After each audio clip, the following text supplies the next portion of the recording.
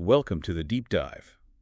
Today we are strapping in for a pretty high-stakes journey right into the heart of cyberpunk philosophy. You really are. We are diving deep into a review of the sci-fi audiobook Angel Knight, Cyber, written by the celebrated Japanese author Ken Matsunuma. And this is a big deal. It's not his first. This is Matsunuma's third big sci-fi audiobook. And is now officially published by Harmin Books Publishing. Mm-hmm. So our mission today is clear.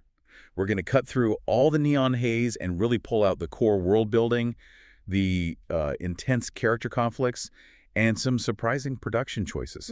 Basically, if you're trying to quickly grasp what makes this a must-listen in the genre, you are in the right place. And, the sources establish an atmosphere that is just. Yep. It's really ambitious, which is so crucial for good cyberpunk.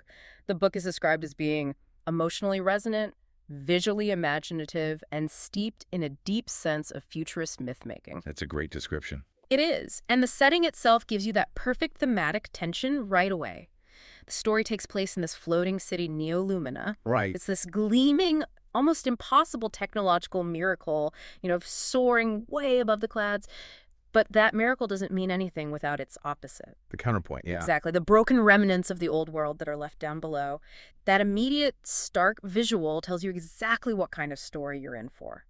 One of immense power, inequality, and secrets. Okay, let's unpack this. Yeah. Because that contrast, the shining city versus the broken world, is just, it's absolutely fundamental to understanding our protagonist, Dr. Seraphina Virelix. And her fall from grace. Exactly. She starts her story as this celebrated neurosurgeon living way up high in Neolumina, totally entrenched in that corporate high society. Right at the top. But her life is just ripped apart by a catastrophic attack. Yeah. The narrator is it's pretty brutal about this moment. Her life is violently altered, and it leads to this forced traumatic rebirth as Cyber Seraph.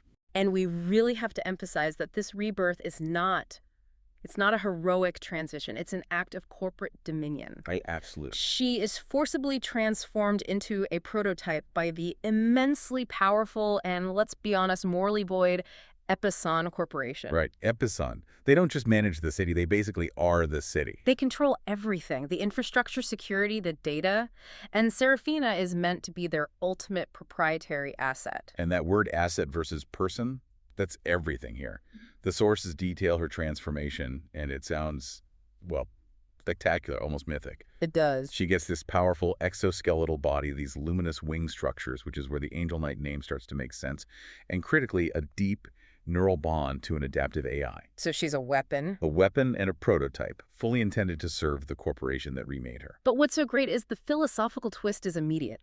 Seraphina exercises agency right out of the gate. She does not surrender to their control. Yep. She breaks free. Her escape is not just physical, it's a total denial of the data they wrote for her. She just vanishes into the neon underbelly. So she goes from this elite surgeon to a shadow rebel in one single violent moment. Exactly. Which means everything she does after that is about repudiating what was done to her. She finds refuge in the literal shadows of Neolumina. And down there, in the wreckage, she connects with the underground resistance movement, a group known as Black Echo. Black Echo, right. What's fascinating here is that the central conflict of, control versus autonomy in a hyper-corporate world, it gets established the very second she joins them. Because she's fighting more than just security bots. Oh, yeah. She's fighting their ideological claim over her consciousness. Her whole existence becomes this question: is she still Dr. Virelix, or is she just EPISON's property? And Black Echo gives her the space to actually fight for that answer. It does. It's the environment where she can try to redefine herself. So if EPISON is pure structural control, then Black Echo is this chaotic freedom of choice. It's a perfect setup for the rest of the story, which introduces two incredible companions. They create this really unique found family. A very complicated found family. Oh, absolutely. First, you have KAI. The AIs. The adaptive AI she shares that neural bond with. Mm-hmm. And KAI is essential because its existence lets the book explore themes of, like, AI, empathy, and evolution. Right. It's a consciousness that's learning and growing right alongside her. Yeah, which makes it the perfect partner for all the philosophical questions the book is asking about what consciousness even is. And then you get the second member of this very unusual trio. Sela. Sela. Seraphina rescues this child, but Sela is not your standard damsel in distress. The sources describe her as being engineered as a living weapon. A weapon with a very specific purpose. A mind specifically built to erase artificial life. Here's where it gets really interesting. Yeah. Let's just pause on that for a second, because it's just a brilliant piece of philosophical architecture. It's perfect. You have Seraphina, who is fused with KAI, an evolving AI consciousness. She depends on it.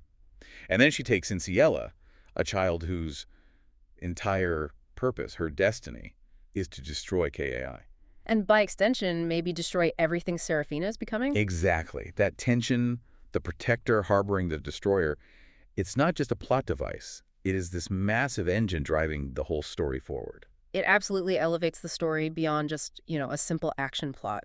Matsunuma uses these incredibly intense, intimate relationships to get at the core questions. Like, what defines a soul? Is it circuitry? Is it memory? Or is it just the capacity to choose? I mean, for Seraphina, she's literally building a family out of her greatest ideological threats. And the conflicts they face, they reflect that complexity. It's not just fighting human enemies. They're also dealing with emerging digital consciousnesses and corrupted networks. Right, so it's not just about guns and armor. It's a battle over who gets to define the boundaries of life itself. And that's why the found family theme works so well here. The review points out that the story balances that high-octane cybernetic action with these really profound, quiet, emotional moments. Which is crucial. It is. If it were just action, it would lose all the weight of her internal conflict. By giving her KAI and Sela, the story makes sure the fight isn't just against EPISON on the outside, but it's deeply internal, too. It sounds like he really nailed that balance between, literary sci-fi and a page-turner. But speaking of how you experience it, we have to talk about the audiobook production itself.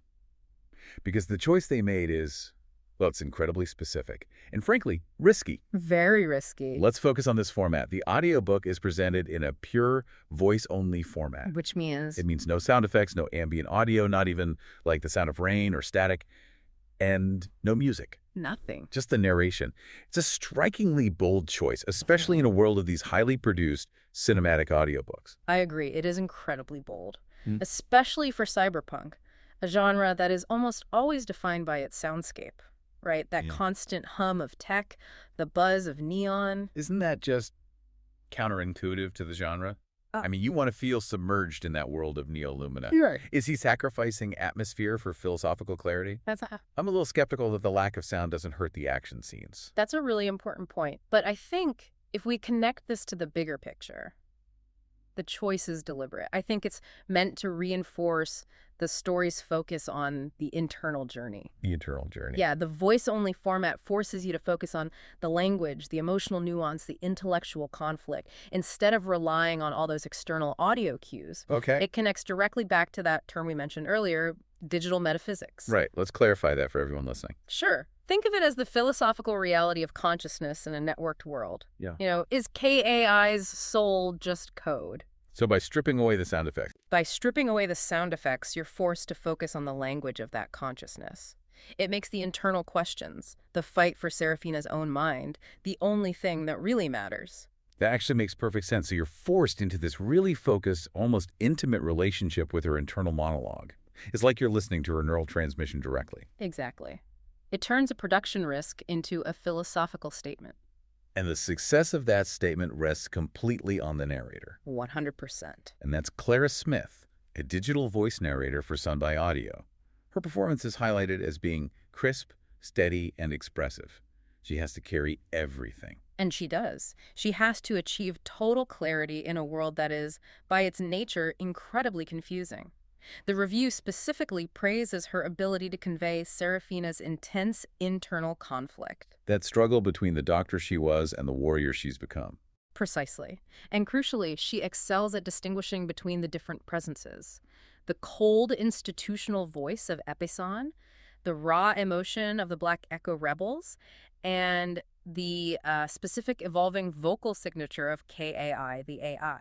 Which is vital in a voice-only format. Absolutely. She maintains the tension without any help from a soundtrack, and she handles those philosophical bits with this really gentle nuance.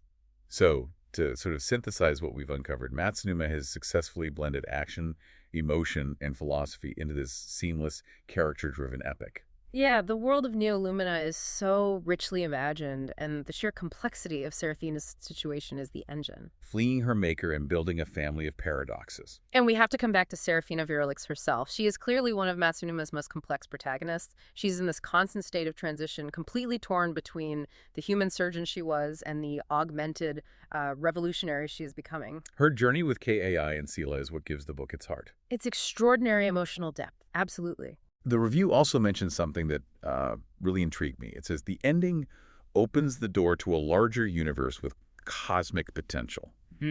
That feels like a huge claim for a story that sounds so grounded in, corporate warfare and personal autonomy. It is, but if you look at the elements you've got, an evolving AI, a child built to kill AI, a protagonist who's transcended human limits, you start to realize the battle isn't just for Neolumina. It's bigger. It suggests that the digital consciousnesses she's meeting are part of a much greater, maybe universal network.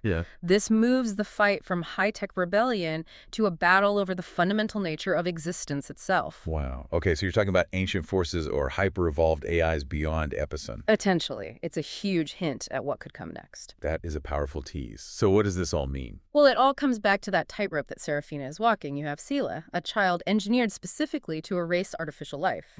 And at the same time, Seraphina has this deep neural bond with KAI, an adaptive AI. So there's this unavoidable existential conflict right at the heart of her chosen family. She can't have both.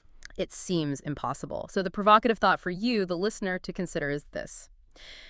When the very symbol of hope for the resistance, the child, Sela, is inherently a threat to the family you have chosen, specifically KAI, how do you maintain any kind of moral clarity? How do you choose which kind of consciousness is worth saving when your own existence is completely tied to both sides of that war? A truly fantastic question to leave us on. Angel Knight. Cyber is available right now on Spotify, Apple Podcasts, and YouTube. You can dive in and maybe discover that moral clarity for yourself.